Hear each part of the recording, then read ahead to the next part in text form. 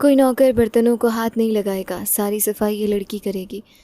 बेगम माता के आदेश पर कन्यादान में आई खुशबू का खून सूख गया, लेकिन वो जानती थी कि बात ना मानने पर उसे बुरी तरह पीटा जाएगा। तभी बुखार से तपते शरीर के साथ वो बर्तन धोने लगी, पर कमज़ोरी के मारे उसे चक्कर आ गए तो द्वार से अंदर आते हुए शौर्य राय ने उसे अपनी बाहों में थाम लिया। ये लड़की नई नई है माँ, इसे खाने को नहीं देते आप लोग? इसका गुस्सा देख बेगम माता तिलमिला उठी। ये नौकरानी नहीं, तुम्हारे साथ विवाह करके बंधुआ बनकर आई है। बस मेरा बस चले तो मैं इसका कलेजा चबा कर खा जाऊँ। विवाह के शब्द सुनते ही शौर्य ने उसके मासूम चेहरे को नज़र भर कर देखा और फिर गोद में उठाकर बेडरूम की तरफ बढ़ गया। बेगम माता के आदेश है कि कमरे से बाहर आओ और सारे बर्तनों की सफाई करो।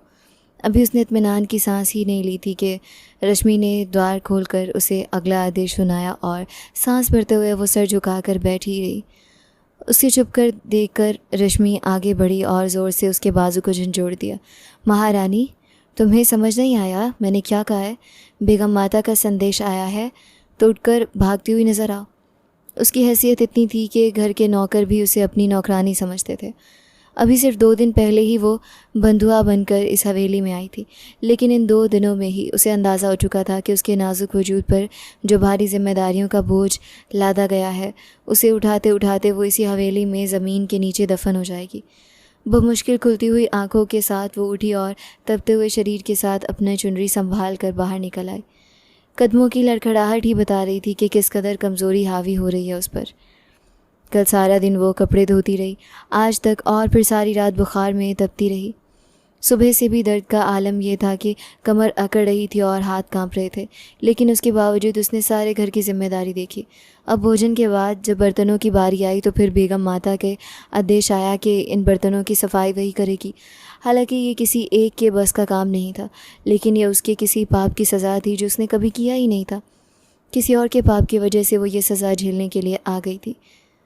दबदबाती हुई आंखों के साथ वो रसोई में दाखिल हुई तो काम करती हुई नौकरानी ने एक नज़र उस पर डाली और फिर अपना और अपने बच्चों का खाना उठाकर सर्वेंट क्वार्टर में चली गई। यानी अब वो जाने और उसका काम। मेरी मदद करवा दो मोना, बर्तन बहुत ज़्यादा हैं, उसने विनती की और मीना नाम की नौकरानी ने गर्दन मोड़कर उसे देखा। ज़्यादा सर पर चढ़ने की ज़रूरत नहीं है, जल्दी से सारे बर्तन धो लो। फिर छोटे मालिक आज हवेली आ रहे हैं, शाम तक उनके पसंदीदा भोजन की तैयारी करनी है। मीना का रवैया ऐसा था जैसे वो कोई अछूत हो, जिससे बात करते हुए भी उसका गला सूख रहा हो। हारते हुए वो गर्दन मोड़कर बर्तनों को उठाने लगी। मीना अभी तक द्वार पर ही खड़ी हुई थी। उसकी पीठ को देखते हुए वो पास आई और झंझलाकर उसके चेहरे को देखा। वैसे तुम्हें ये कमज़ोरी और बेचारगी सूट नहीं कर रही। आज छोटे मालिक हवेली में आ रहे हैं तो वैसे भी अपनी खैर मनाओ, क्योंकि आज रात जानबूझकर अपनी बात को अधूरा छोड़ते हुए मीना आंख मारकर मुस्कुराते हुए चली गई। वो उसकी सांवली रंगत पर फैली हुई कभी मुस्कुराहट को देखकर कांप उठी।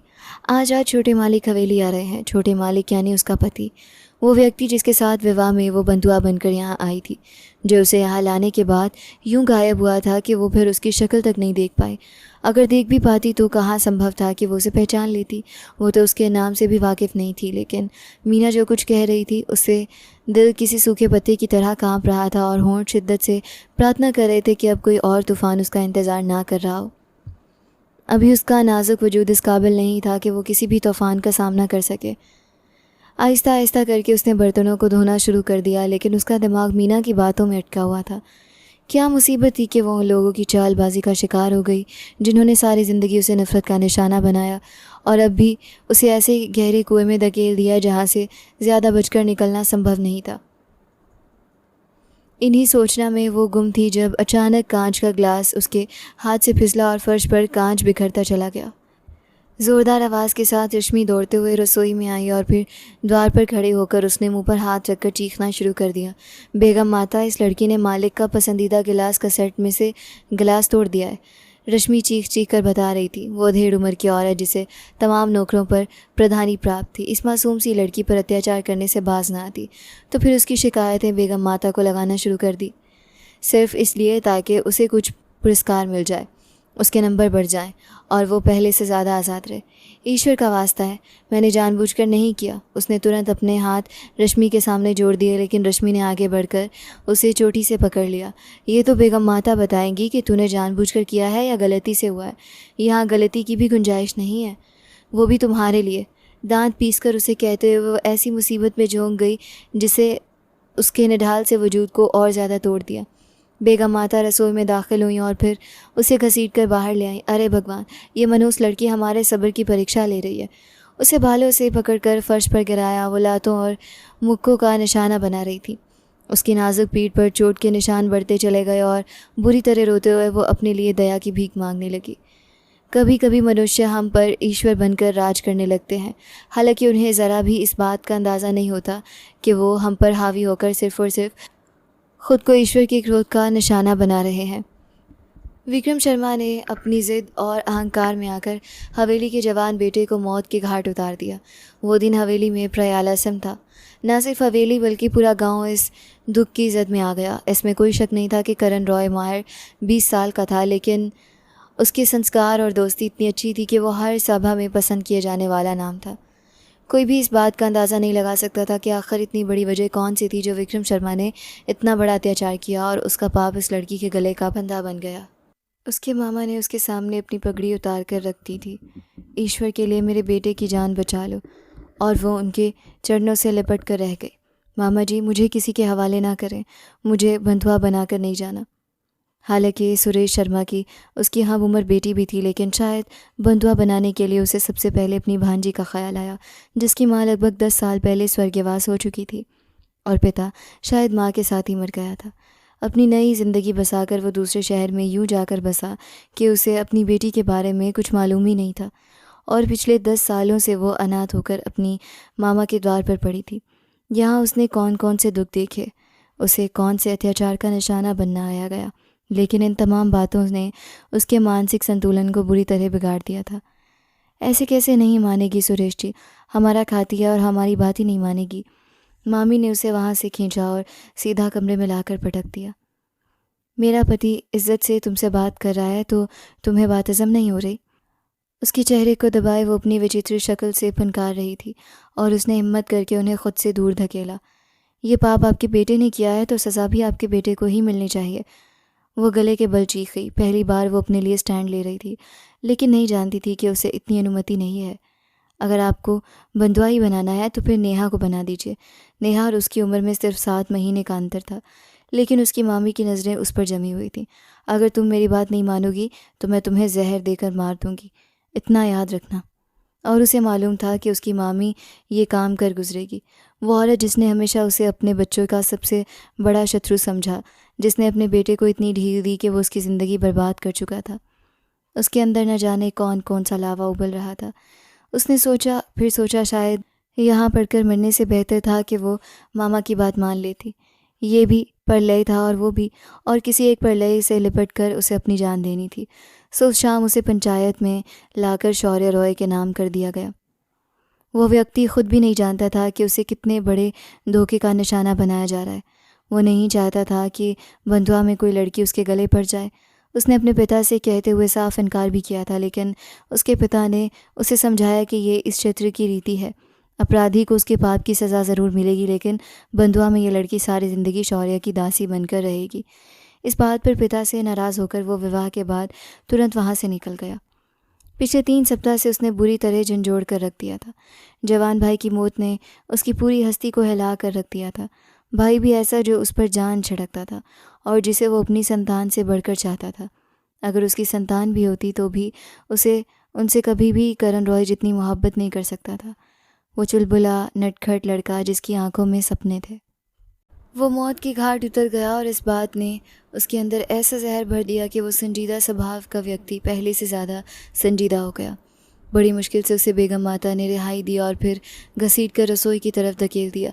जब तक काम ख़त्म नहीं होगा तुम यहाँ से बाहर नहीं जाओगी, समझी तुम? उनका आदेश था और आदेश ना मानने का तो यहाँ पर सवाल ही पैदा नहीं होता था। आंसू बहाती आंखों के साथ वो अपने काम में लगी रही। 1 घंटा 2 घंटे वो नहीं जानती थी कितना समय बीत गया। बस उसने काम किया, अपनी हिम्मत से बढ़कर काम किया। रो रो कर उसने अपनी आंखों को लाल कर लिया। बुखार एक बार फिर से चढ़कर बोलने लगा और कमज़ोरी ऐसी थी कि उसे लग रहा था आज शाम से पहले वो अगली सांस नहीं ले पाएगी। हालांकि वो नहीं जानती थी कि आज रात उस व्यक्ति के आगे झुकने वाली है जिसका नाम सुनकर भी उस पर कपकपी तारी हो जाए। अपने हाथों को सुखाते हुए वो कदमों को घसीट कर रसोई से बाहर निकली। बाहर अच्छी खासी चहल पहल थी। बेगम माता को अपने बेटे के आगमन का शिद्दत से इंतज़ार था, लेकिन हवेली में एक और अस्तित्व भी था जो खिलखिलाते हुए रंगों में नहाकर उस व्यक्ति का इंतज़ार कर रहा था। इस बार इंतज़ार थोड़ा सा अनोखा था, क्योंकि इस बार वो हवेली में इस हैसियत से आ रहा था कि पहले किसी और का नाम हो गया। इसीलिए लवन्या का इंतज़ार में एक अजीब सी धड़क थी। नौकरों में फैली हुई हलचल से ही उसे अंदाज़ा हो गया था कि सामने वाला हवेली में आ चुका है, लेकिन उसे किसी की कोई परवाह नहीं थी। चुनरी को अपने चेहरे के गिर्द लपेटते हुए वह सीढ़ियों की तरफ जाने ही लगी थी कि अचानक उसे यूँ लगा जैसे उसकी सांस बंद हो जाएगी। हवेली में कौन आ रहा है, कौन जा रहा है, क्या हो रहा है? एक क्षण के लिए सारी सृष्टि थम गई। बस हवेली के दीवार और दीवारें उसके गिर्द घूमते हुए होने लगे। जैसे उसने अपनी आंखों को खोलना चाहा, सीढ़ियों की रेलिंग को थाम कर उसने वह मुश्किल बंद होती आंखों को खोला। दिल की धड़कन अचानक बढ़ती चली गई। इससे पहले कि वो चक्कर खाकर गिरती, किसी की मजबूत बाहों ने उसे कंधों से थाम कर सहारा दिया और घुटी घुटी सांस के साथ उसने पलट कर देखा। वो चमकदार आंखों वाला व्यक्ति उसके बेहद पास खड़ा था। जगमगाती हुई गोरी रंगत, बड़ी बड़ी शहद जैसी आँखें, बढ़ी हुई दाढ़ी, घनी मूँछें। वो आकर्षक था, इतना आकर्षक कि उसे कुछ क्षण ठहर कर देखा जा सकता था। वो अजीब सी बेजार और आश्चर्य के साथ अपने सामने इस लड़की को देख रहा था जिसके चेहरे की रंगत में पीलाहट घुली हुई थी। कमरे से निकलती हुई लवन्या ने अपने गुलाबी आंचल को संभालते हुए ये दृश्य देखा तो उसकी सांसें अटक गईं। अपने दिल पर हाथ रखकर उसने नज़र मोड़कर बेगम माता की तरफ देखा, जो अपने कंधे पर शाल रखे जहरीली निगाहों से ये दृश्य देख रही थी। अपने पिता से मुलाकात करने वो उनके कमरे में जा रहा था, क्योंकि पहले लकवा और अब जवान बेटे की मौत ने उन्हें इस कदर घायल कर दिया था कि वो अब चलने फिरने के भी योग्य नहीं रहे थे। लेकिन इस लड़की को थाम कर वो आश्चर्य से उसका चेहरा देखता रह गया। नया चेहरा, रूप रंग से भी वो कोई नौकरानी प्रतीत नहीं हो रही थी। नज़ाकत से जमाया गया चुनरी, नढाल वजूद, होठों के पास एक चमकता हुआ छोटा सा घाव और बड़ी बड़ी सुरमई आँखें जिनमें छलकता हुआ भय विचारणीय था।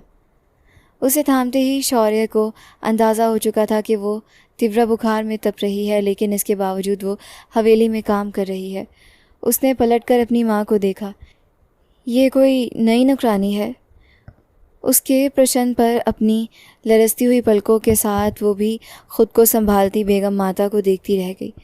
उसने बाहर से तो उस व्यक्ति को नहीं देखा था, लेकिन पिछले 2 दिनों से वो उन सभी की ज़ुबानी शौर्य रॉय के इतने चर्चे सुन चुकी थी कि इस सुंदर व्यक्ति के बारे में कुछ जाने बिना ही उसे अंदाज़ा हो गया कि सामने शौर्य ही था। और इस बात ने उसकी धड़कनों में हलचल मचा दी थी कि अभी बाकी था अत्याचार सहना। अभी तो इस व्यक्ति की बारी बाकी थी। उसके अंदाज़ पर और उसके नौकरानी कहने पर जहाँ लवन्या ने मुस्कुराते हुए सर झुकाया, वहाँ बेगम माता के होंठों पर एक विजयी मुस्कान फैलती चली गई।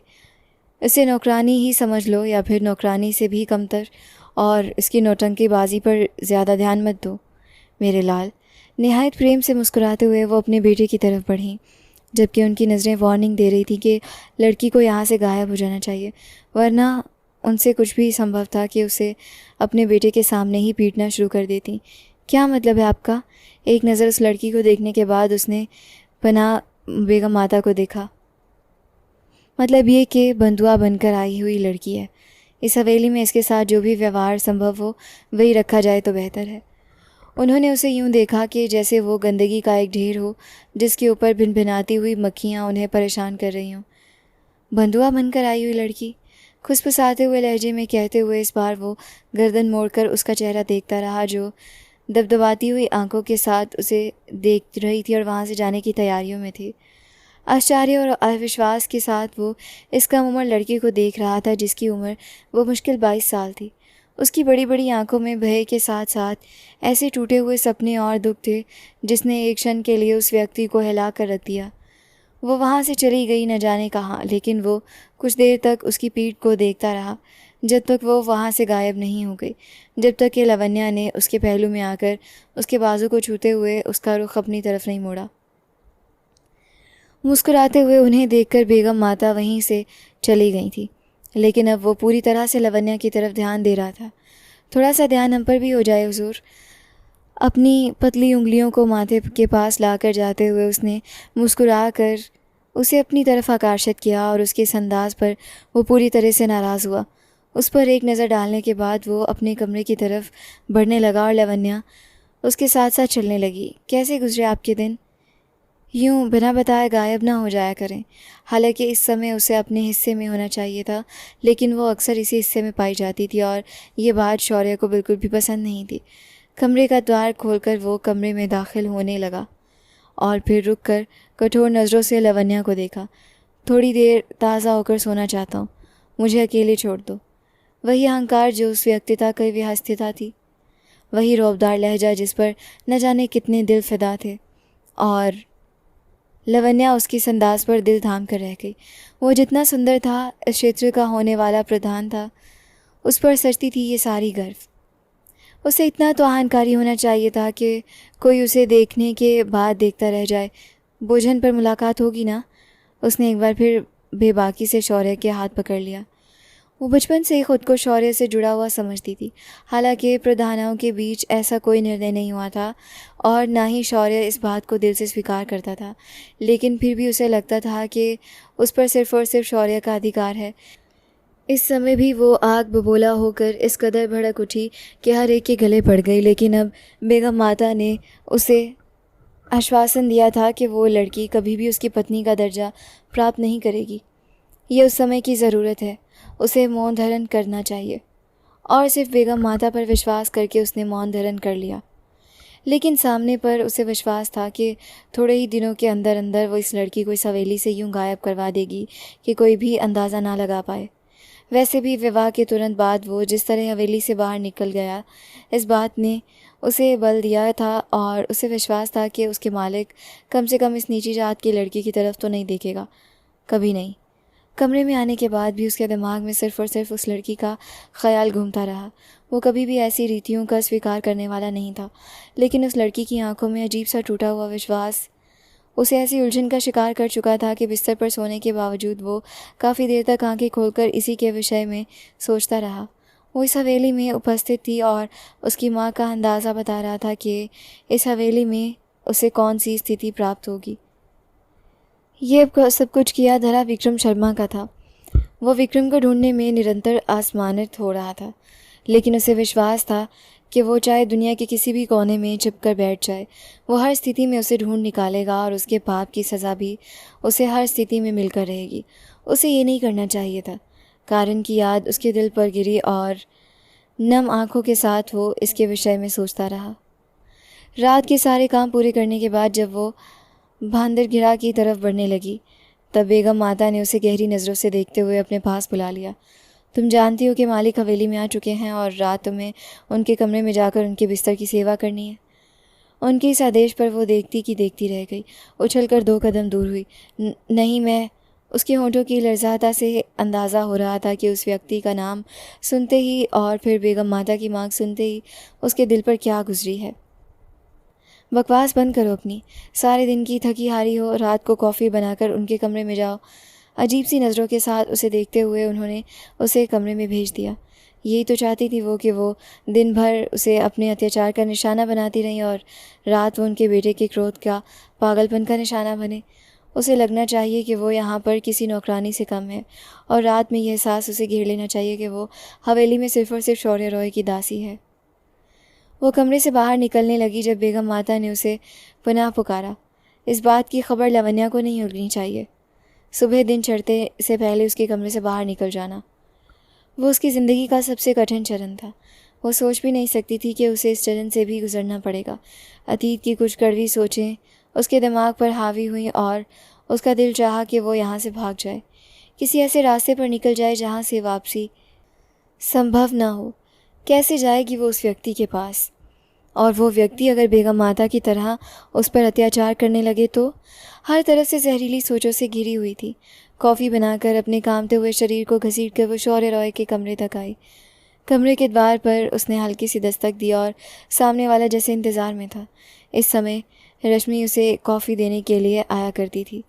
सो उसे अंदाज़ा था रश्मि ही होगी, लेकिन कमरे का द्वार खुला और इस लड़की को वहाँ खड़ा देखकर वो चौंक गया। अपनी पलकों को झुकाए वो अंदर दाखिल हुई और साइड टेबल पर कॉफ़ी रख दी और फिर उसी तरह सर को झुकाए कुछ कदमों के फासले पर जाकर खड़ी हो गई। न जाने क्यों उसे देखने पर ही अंदाज़ा हो गया कि उसे किस लिए शौर्य के कमरे में भेजा गया है। उसे आश्चर्य हो रहा था। वो लड़की यूँ खड़ी थी जैसे खुद में समेटने की प्रार्थना कर रही हो, लेकिन सर इस कदर झुका हुआ था कि उसने एक बार भी उठाकर शौर्य को नहीं देखा और दिलचस्पी से कॉफ़ी उठाकर उसे देखते हुए वो उसके पास आ गया। क्या नाम है तुम्हारा? उसके लहजे में वही संजीदगी थी, खुशबू। वह मुश्किल खुशबुसाहट शौर्य रॉय के कानों तक पहुंची। दिलचस्पी से उसका चेहरा देखते हुए वो ज़रा और पास हुआ। बुखार कैसा है तुम्हारा और तुम्हारी तबीयत? वो अविश्वास से पलकें उठाकर उस व्यक्ति को देखती रही। बुखार तो अब भी उसका अस्तित्व में किसी तूफ़ान की तरह उतरा हुआ था जो उसकी हड्डियों में समाकर उसे तकलीफ़ दे रहा था। कोशिश के बावजूद वो अपनी आंखों को दबदबाने से रोक नहीं पाई। जी सॉरी। ऐसा नहीं कि उसे शौर्य रॉय की बात सुनाई नहीं दी, बल्कि सत्य ये था कि आज तक किसी ने उससे पूछने की कोशिश ही नहीं की थी और सामने वाले को उस पर इस कदर दया आई कि उसने हाथ बढ़ाकर उसे अपनी तरफ खींचा और वो लड़खड़ाती हुई तपते शरीर के साथ उसके सीने से आ लगी। खुशबू की धड़कनें इतनी अनियंत्रित हो चुकी थी कि अपने पसीने से लथपथ वजूद को फड़फड़ाने से ना रोकते हुए वो मचल कर रह गई। मालिक मुझे छोड़ दें प्लीज़। उसकी बिनती चरम पर थी और वो व्यक्ति अविश्वास से उसका चेहरा देख रहा था। अभी तो उसने कुछ किया ही नहीं था और वो इतना घबरा रही थी। अपने सर को थामते हुए वो वहीं फर्श पर बैठती चली गई और तीव्रता से कप रखते हुए उसकी तरफ झुका। क्या हुआ है तुम्हें खुशबू, तुम ठीक हो? वो अच्छा खासा परेशान हो गया था इस लड़की के रिएक्शन देखकर, लेकिन अपनी बंद होती आंखों के साथ वो फर्श पर गिरते जा रही थी और शौर्य ने किसी की परवाह किए बिना उसे अपनी बाहों में भर लिया। वो धान पान सी लड़की जिसके सर से ढलकी हुई चुनरी उसके अस्तित्व को हर पर्दे से मुक्त कर गई। लंबे बालों की उलझी हुई चोटी जिसे जैसे दिन भर संवारा ही नहीं गया। गौरी रंगत और भरा भरा वजूद उसे अपने बिस्तर पर लटा चुका था। खुशबू की आंखें निरंतर बंद होती जा रही थी, होंठ लरस रहे थे। वो अत्यधिक रूप से मानसिक तनाव का शिकार थी। मेरे पास मत आना विक्रम, मेरे पास मत आना। वो चीखी, लेकिन उसकी ज़ुबान से निकलते हुए विक्रम के नाम पर वो अटक गया। विक्रम? वो ये नाम कैसे ले रही थी? अविश्वास से आगे बढ़ते हुए उसने उस लड़की को सहारा देकर संभाला। मेरी इज्जत पर हाथ मत डालो, भगवान के लिए वास्ता है विक्रम। उसका दिमाग पर उसी दुर्घटना का प्रभाव छाया हुआ था जो दुर्घटना उसे पागल करने के लिए प्राप्त थी। वो रात कभी वो भूल ही नहीं सकती थी और आज जब उसे अंदाज़ा हुआ कि शौर्य रॉय की शान में आने वाली है तो उस रात के घाव उसके दिमाग की स्क्रीन पर घूमने लगे। पीड़ा थी, सिर्फ पीड़ा। वो पागलों की तरह चीख रही थी। कमरा साउंड प्रूफ था, इसलिए शायद आवाज़ पूरी हवेली में नहीं फैली, जबकि उसके अस्तित्व को संभालते हुए वो स्थिर था। वो उसकी पत्नी थी, उसके विवाह के बंधन में थी और ये बात उसके आत्मसम्मान को जागृत करने के लिए प्राप्त की थी कि वो पहले किसी के प्रभाव में रही थी या किसी ने उसके पास आकर उसकी इज्जत को रौंद दिया। और दूसरी बात, वो अपने होठों से विक्रम का नाम ले रही थी, हालांकि वो ये समझ रहा था कि वो विक्रम की बहन है। आखिर ये गुत्थी थी क्या? उस दिन हुआ क्या? चीखने के बाद वो किसी गहरी बेहोशी में चली गई। वो रात लेट तक उसे उसके माथे पर ठंडे पानी की पट्टियाँ करता रहा जब तक कि उसे आराम नहीं मिला। जिस समय उसे होश आया उस समय वो व्यक्ति उसके सिरहाने बैठा था।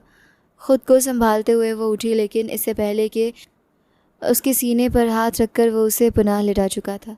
तुम लेटी रहो, मैं तुम्हारे लिए दूध लेकर आता हूँ। अपनी संजीदगी के बावजूद सत्य ये था कि वो व्यक्ति उसे आश्चर्य पर आश्चर्य दिए जा रहा था। कुछ देर बाद वो वापस आया तो उसके ट्रे में एक गिलास दूध का रखा हुआ था और साथ में औष थी। ये दवा ले लो और दूध भी पी लो। एक नज़र उसके चेहरे को देखने के बाद उसने दवा ली और दूध पी लिया। इस समय वो बिल्कुल भी इस स्थिति में नहीं थी कि वो उससे बात करता, उससे कुछ पूछता। इसीलिए अपनी भरी हुई आंखों के साथ उसने एक नज़र उस शहद जैसी आंखों वाले राजकुमार को देखा।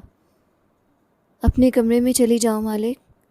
उसे सिर्फ़ और सिर्फ ये भय था कि सुबह की शुरुआत से पहले बेगम माता के आदेश के अनुसार उसे इस कमरे से बाहर जाना था।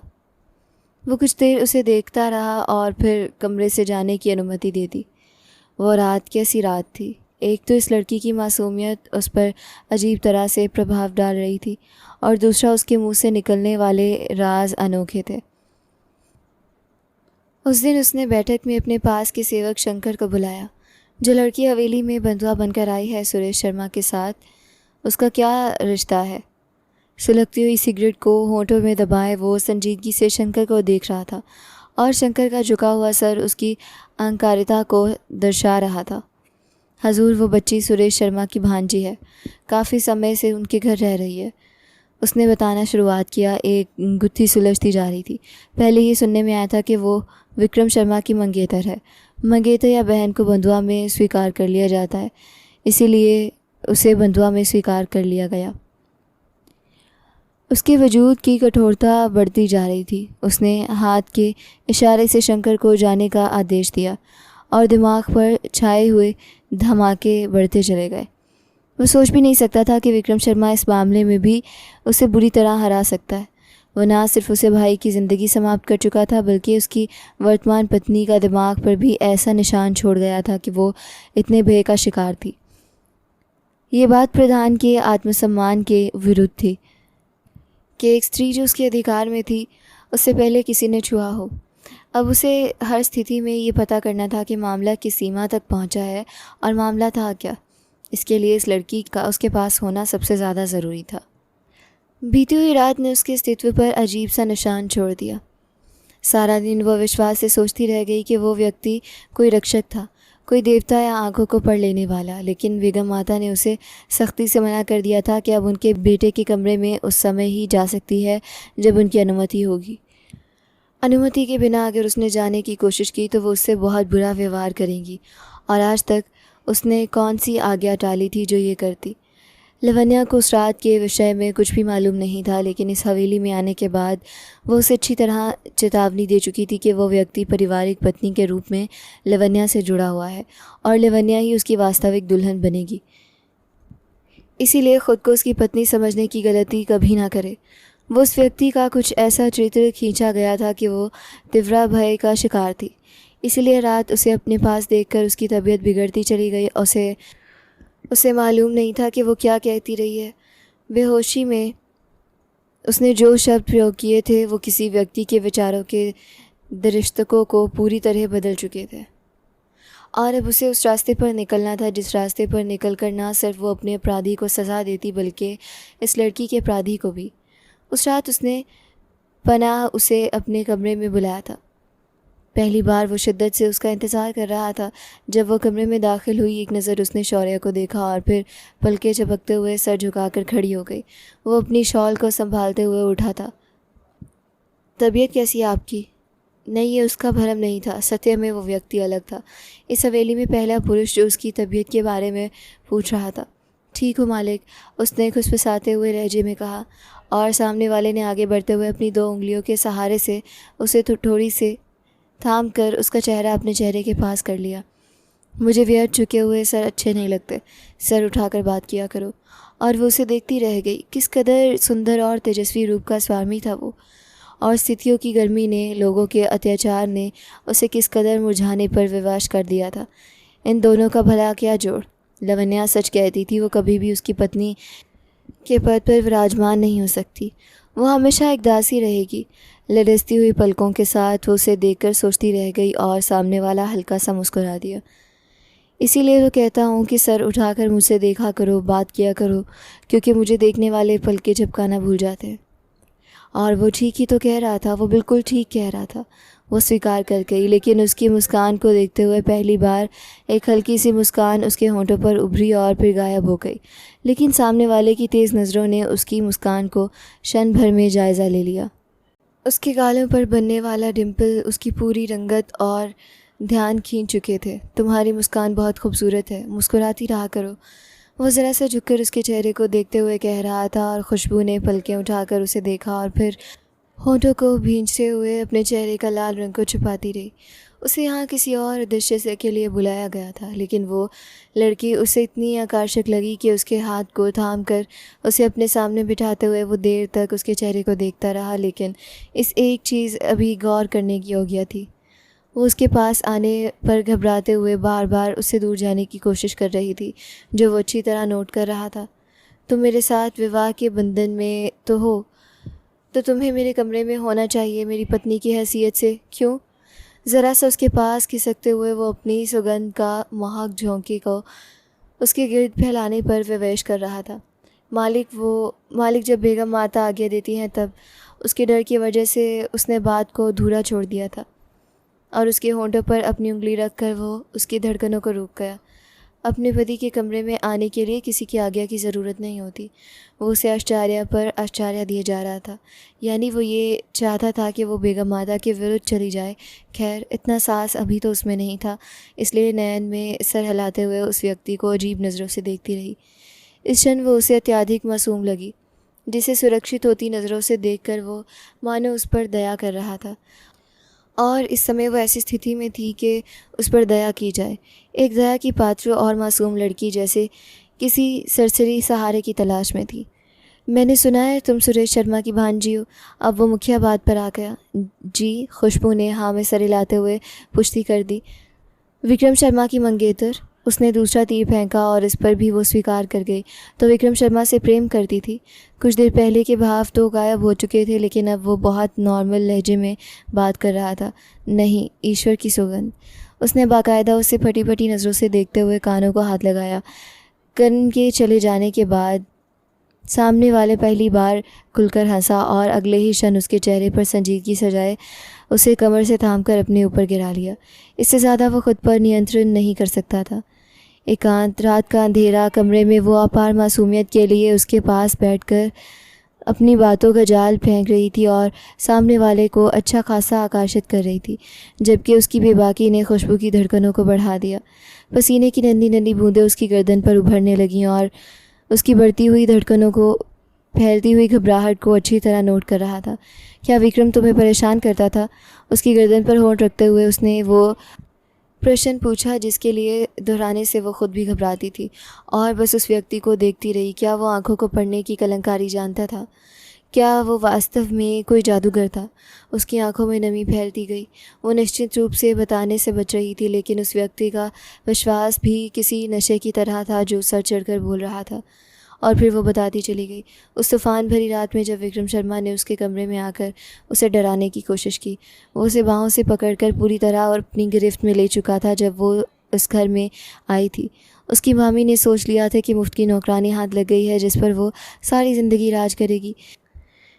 ईश्वर ने उसे रंग रूप से नवाजा था। जब तक माता पिता जिंदा रहे तब तक शिक्षा भी ग्रहण करती रही। एक समझदार लड़की जिसे बहुत कम उम्र में स्थितियों ने अपनी लपेट में ले लिया था, और शायद विक्रम के सर पर वही अहंकार चढ़ना हुआ था जिसकी वजह से वो उसे अपनी संपत्ति समझता था।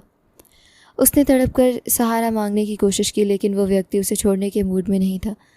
बट बुरी तरह उसे अपनी गिरफ्त में लेकर वो खुसफुसाता चला गया। कुछ नहीं होगा, मैं किसी को भी नहीं बताऊंगा। उस व्यक्ति के अस्तित्व के तरह उसके अंदर भी बुराई भरी हुई थी। बड़ी कठिनाई के साथ वो अपनी इज्जत बचाकर बाहर भागी और आधी रात को मामी के कमरे का द्वार खटका दिया। रात के इस पहर में जब मामी ने उसे स्थिति में देखा तो अपने पति की नज़र बचाते हुए उसे घसीट कर कमरे में ले गई। खबरदार, अगर तूने किसी के सामने ज़ुबान खोलने की कोशिश की। उसे दबा दिया गया। उसे इतनी अनुमति नहीं थी कि वो उस व्यक्ति के बारे में कम से कम मामा को अवगत कर देती। अगर अवगत कर भी देती तो भी मामी की ही चलती, लेकिन उसे डर था कि अत्यधिक डर, और इस डर ने उसकी रातों की नींद हराम कर दी थी। उसे पुरुष जात से ही नफ़रत होने लगी जो सिर्फ अपने स्वार्थ के लिए पैदा होता है। और फिर ठीक 2 महीने बाद उसे विक्रम शर्मा के पाप का निशाना बनाते हुए हवेली वालों के हवाले कर दिया गया था। तब उसकी नफ़रत और बढ़ चुकी थी। क्या वो कोई पशु थी जिसे एक जगह से छोड़कर दूसरी जगह पर बांध दिया जाए बिना उसकी इच्छा जाने? वो व्यक्ति बस एकटक उसके चेहरे को देखता रहा। वो देखने में मासूम ही नहीं थी। भाग्य ने उसके साथ बहुत बड़ा धोखा किया था। उसकी आंखों से आंसू निरंतर गिर रहे थे, और फिर उसने रोती हुई आंखों से सामने बैठे शौर्य राय को देखा और जैसे पूरी सृष्टि थम गई। इसी क्षण उसे पता चला कि झरनों से गिरते हुए पानी का दृश्य देखकर लोग स्तब्ध क्यों हो जाते हैं। गुलाब पर चमकती हुई शबनम क्यों प्रेम का कारण बनती है। सामने वाले ने किसी भी शत्रुता की परवाह किए बिना झुककर उसके होंठों पर अपने होंठ रख दिए। वो छा जाने वाले क्षण था जिस क्षण वो उसकी सारी पीड़ों को समेट रहा था। दो दिल एक ताल पर धड़क रहे थे। उन दोनों ने अपनी आंखों को बंद करके पूरे संसार को भुला दिया। उसके पास आने पर वो दीवानापन से तड़पता हुआ व्यक्ति सारी दुनिया को भूल चुका था। अपनी बाहों में भरकर वो उसके अस्तित्व पर लगे हुए सारे घावों को देखता चला गया। कितने अफसोस और पछतावे ने उसे अपनी लपेट में ले लिया था, सिर्फ वही जानता था। लेकिन वो रात प्रेम की रात थी। उसके सारे घावों पर अपने होंठ रखते हुए वो मानो उसे ऐसा मलहम दे गया जो सारी ज़िंदगी काम आने वाला था। अगले दिन वो बेहोश होकर उसके बाजू से लिपटी रही जब तक कि कमरे के द्वार पर दीवानापन से दस्तक नहीं हुई थी। हड़बड़ा कर उठते हुए अपनी चुनरी को संभाल कर उसने उस व्यक्ति की तरफ देखा जो नापसंदीदगी से द्वार को देख रहा था, और फिर आंखों के इशारे से उसे द्वार खोलने के लिए कहा। अपने लड़खड़ाते हुए शरीर के साथ वो द्वार के पास चली आई। दिल में सिर्फ यही डर था कि अगर बेगम माता या लवन्या में से कोई हुआ तो उसकी ज़िंदगी तो तबाह कर देगा, और वही हुआ। जहरीली नज़रों से देखती हुई बेगम माता उसकी जान लेने पर उतर आई। ख़ुद को रानी महारानी समझ रही हो? ये मेरे बेटे की पत्नी, तुम्हारी हिम्मत कैसी हुई कि समय तक सोने की?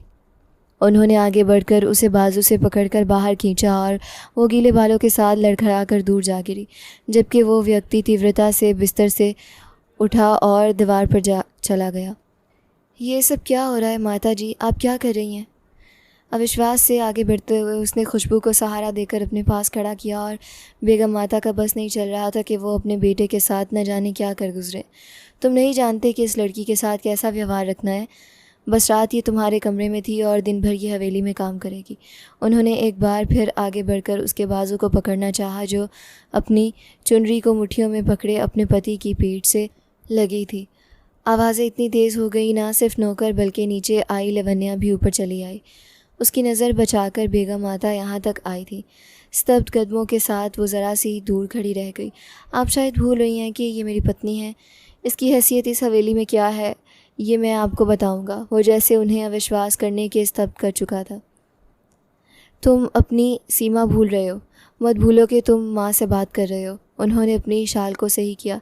और आप भी मत भूलिए कि आप मेरी पत्नी से बात कर रही हैं। पहले इसके साथ इस हवेली में जो कुछ हो चुका वही पर्याप्त है। बेहतर है कि अब इस चीज़ को दोहराया ना जाए।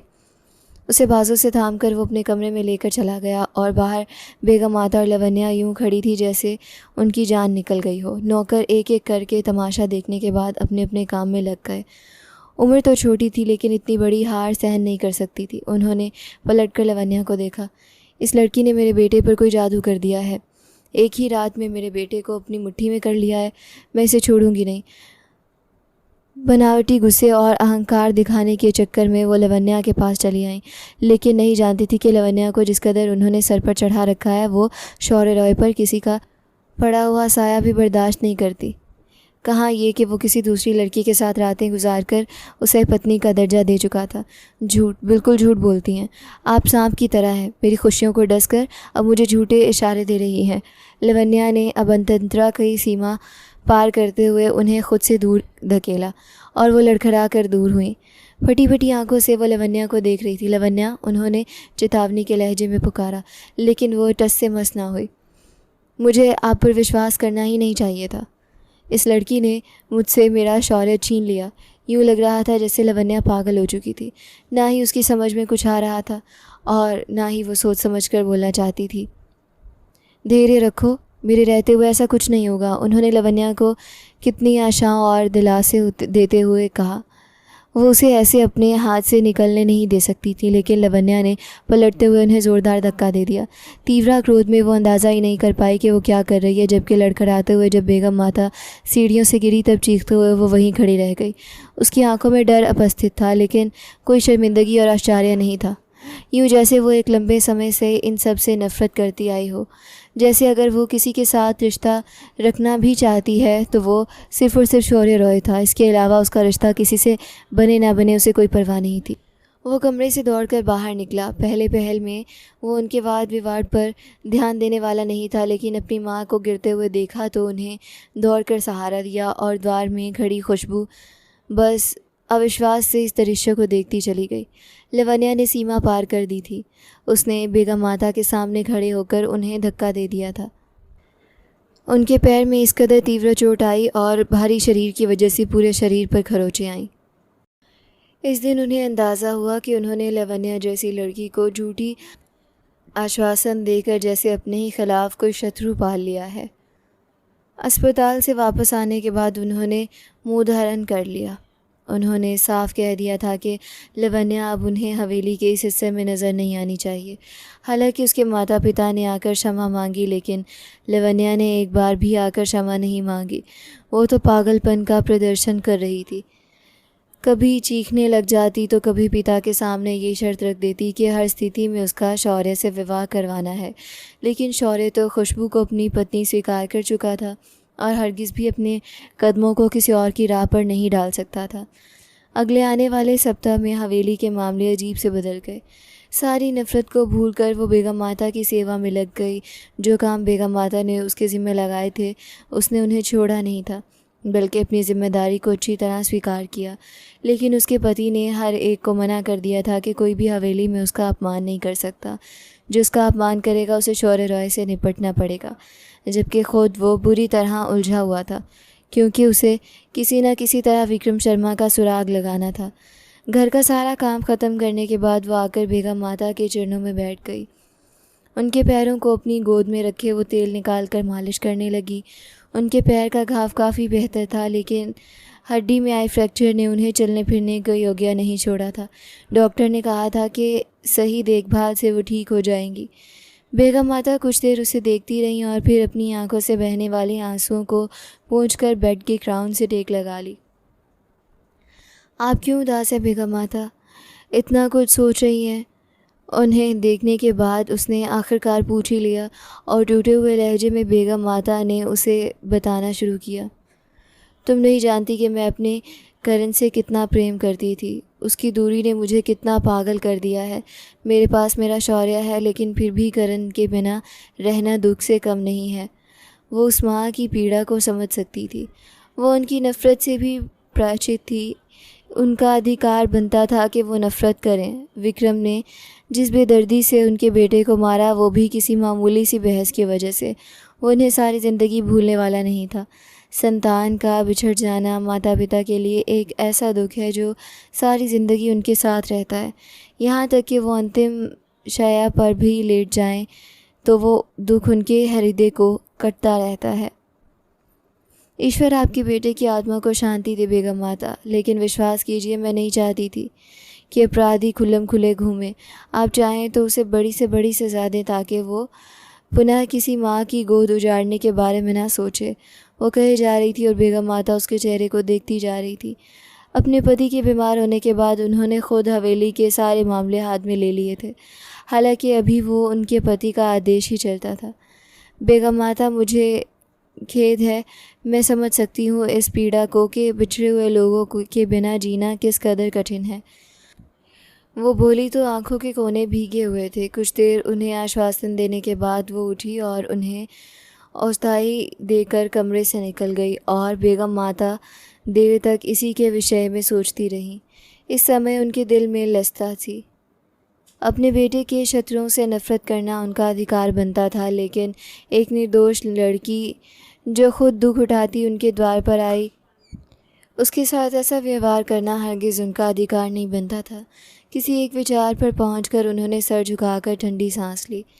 कभी कभी ईश्वर हमें कठिन परीक्षाओं से गुजारता है। वो सिर्फ दिखाना चाहता है कि हम कब तक पूरे विश्वास के साथ डटे रहते हैं, और जब हम डटे रहते हैं तो फिर वो हमारे तमाम घावों पर मलहम रखना जानता है।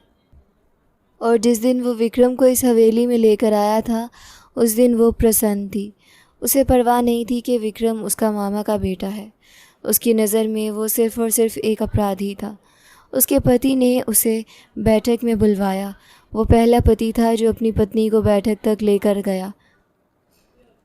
उसके हाथ थाम कर वो विक्रम के सामने ले आया और फिर उसे कहा कि वो आगे बढ़ते हुए उसके मुंह पर थप्पड़ मार दे और तब तक मारती रहे जब तक कि सारे डर, दुख और अत्याचार का हिसाब न हो जाए। विक्रम के माता पिता ने सोचा था कि वो अगर बंधुआ में लड़की को भेज देंगे तो निश्चित ही उनका बेटा बच जाएगा। उन्होंने चालबाजी करते हुए अपनी दोनों संतानों को बचा लिया, ये जाने बिना कि ईश्वर हर चीज़ देख रहा है। वो कुछ देर विक्रम को देखती रही। आज भी वैसे का वैसा ही था, लेकिन झुके हुए कंधों और घायल चेहरे के साथ उसका अहंकार काफ़ी हद तक कम हो चुका था। उसने आगे बढ़ते हुए कांपते हुआ हाथ विक्रम की तरफ बढ़ाया और फिर वापस खींच लिया, जबकि उसके पति ने उसके पहलू में खड़े होकर उसका हाथ उठाकर विक्रम के बालों पर रख दिया और उसने शिद्दत से उसके बालों को खींचते हुए उसके मुंह पर एक थप्पड़ मार दिया।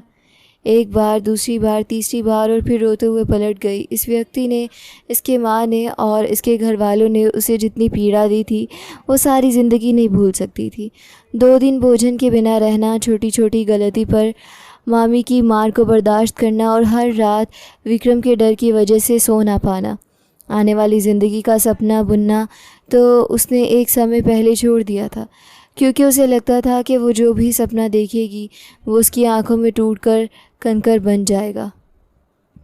शौर्य ने उसकी अच्छी तरह पिटाई करने के बाद उसे पुलिस के हवाले कर दिया। वो जानता था कि केस को कहाँ तक लेकर चलना है, कौन कौन से गवाह हैं जो विक्रम को सख्त से सख्त सज़ा दिलवा सकते हैं, लेकिन कानून हाथ में लेना भी बहुत बुरी बात थी।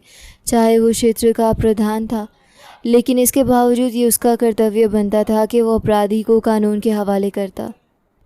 वो जिस समय कमरे में दाखिल हुआ, अपने चेहरे को हाथों में छुपाए वो फूट फूट कर रो रही थी। उसने आगे बढ़ते हुए कमर से खींचकर अपने दिल के पास किया और फिर झुकते हुए उसकी गर्दन पर होंठ रख दिए। तो तुम्हें नहीं लगता कि मेरी शेरनी को रोना नहीं चाहिए? उसे हमेशा शेरनी कहकर संबंधित करता था। उस रात के बाद पुनः में उसने खुशबू कहा ही नहीं और खुशबू ने पलटते हुए उसके सीने पर सर सजा लिया। काश मैं आपके एहसान उतार सकती, काश वो इस व्यक्ति के सामने हमेशा झुकी रहने के योग्य थी, जिसे उसे इज़्ज़त और सम्मान दिया, उसे आत्मसम्मान का एहसास करवाया और सामने वाले ने उसके चेहरे को थामकर अपने चेहरे के पास करते हुए उसके माथे पर होंठ सजा दिए। उतार सकती हैं आप मेरा एहसान मुझे एक बेटी देकर? आंख मारकर ज़रा नटखट हुआ तो वो लाल होते हुए चेहरे के साथ ज़रा सी दूर खिसक गई। क्या पत्नी जी, अब सारी ज़िंदगी डरना डराना है आपने? बनावटी गुस्से के साथ वो प्रशंसक लहजे में बोला। बस आज की रात है, इसके बाद आपकी सास जी का सुझाव है कि वो विवाह के भोज का आयोजन करना चाहती हैं। इसमें तमाम परिवार और रिश्तेदारों को निमंत्रण देकर उन्हें तुमसे मिलाएंगी और तुम्हें अपनी बहू के रूप में सबके सामने लाएंगी। और वो अविश्वास होकर उसे देखती रही। मजाक तो न करें, उसकी मासूमियत की कोई सीमा नहीं थी और सामने वाले ने झुककर उसके होंठों को अपने अधिकार में ले लिया। वो मजाक नहीं कर रहा था, वो जानता था कि उसकी माँ बहुत पहले ही निर्णय ले चुकी थी। सिल्वर रंग की शानदार मैक्सी में उस व्यक्ति के पहलू से लग कर खड़ी हर आंख का चकाचौंध करने पर विश्वास कर रही थी। उसके मामा और मामी ने भी इस समारोह में भाग लिया, जहाँ बहुत से व्यक्ति, फैमिली, फ्रेंड्स और रिश्तेदार उपस्थित थे। वो दोनों रूप रंग में बराबर एक दूसरे को मात दिए हुए थे। बेगम माता ने लगभग 1 महीने पहले ही उन्हें एक दूसरे से दूर कर दिया था। वो अपने बेटे को अरमानों को पूरा करते हुए एक बार फिर उसे दुल्हा बनाकर इज्जत से अपनी बहू को विदा करवाकर लाना चाहती थी और ईश्वर ने उनके सपने को पूरा कर दिया। वो बेटियां बहुत भाग्यशाली होती है जिनके माता पिताजी उन्हें किसी सुरक्षित हाथों में सौंप देते हैं, लेकिन उसके माँ पिता ने ऐसा नहीं देखा था। फिर भी उसे विश्वास था कि किसी न किसी रास्ते पर उन दोनों के उसके लिए बहुत सी प्रार्थनाएं की होंगी, बहुत से पद, बहुत सी कहानियाँ। जिस समय उसके पहलू में आकर बैठी सब कुछ पूर्ण हो गया। इस समय अपने कमरे में बैठकर वो पारिवारिक कंगनों को देख रही थी जो बेगम माता ने उसके हाथों में शोभा बना दिए थे। काफ़ी देर वो उसका इंतज़ार करती रही और काफ़ी देर तक वो मजबूत कदम उठाता कमरे में दाखिल हुआ। द्वार को लॉक करने के बाद वो पलटा और हल्का सा मुस्कुरा दिया, जबकि सामने बैठी हुई लड़की ने आनंद से मुस्कुराते हुए सर झुका लिया। वह आज अत्यधिक सुंदर लग रही थी। बेहद सुंदर। आज दुल्हन बनने का सपना भी पूरा हो गया। उसने दुल्हन बनने का सपना देखा था, लेकिन दूल्हा इतना शानदार होगा ये तो उसने सोचा ही नहीं था। ईश्वर उसे धैर्य का ऐसा फल से नवाजना चाहता था। वो तो हमेशा के लिए ये समझती आई थी कि किसी को उसकी परवाह ही नहीं थी। उसने खुद में समेट कर उसे आभूषणों से मुक्त करवाया। वो हल्की हल्की खुसफुसाहट कर रहा था। मालिक मुझे कभी छोड़ तो नहीं देंगे ना, साधारण समझकर। उसकी आंखों की चमक को देखकर उसने पूछ लिया, और शौर्य ने उसे देखते हुए नयन में सर हिला दिया। सवाल ही पैदा नहीं होता। हम एक बार जिस छायन कर लेते हैं फिर उसे अंतिम सांस तक याद रखते हैं। उसकी ठोड़ी को होंठों से छूता हुआ कह गया, और वो खिलखिलाकर हंस पड़ी। हद है मालिक, बड़ी बड़ी बातें करने लगे हैं आप। उसकी बातों पर लाल होती वो कहती जा रही थी, और सामने वाला उसे अपनी खुशबुसाहट से प्रसन्न करता जा रहा था और अपने रिश्ते को पूर्ण कर रहा था। उन्हें विश्वास था ईश्वर ने उन्हें एक दूसरे के लिए बनाया है। उसके मामा और मामी 2 बार इस द्वार पर आए, लेकिन ना ही वो उनके साथ गलत व्यवहार कर पाई और ना ही उनसे उन्हें यहाँ जाने का कहा गया। बस चुपचाप उनकी बातों को सुनने के बाद उनकी कुछ मदद करके उन्हें वापस भेज देती। जिन लोगों से ईश्वर बदला ले लेता है फिर उन लोगों पर समय व्यर्थ करना सरासर मूर्खता है, और शौर्य की पत्नी बनने के बाद मूर्खता की कोई गुंजाइश नहीं थी।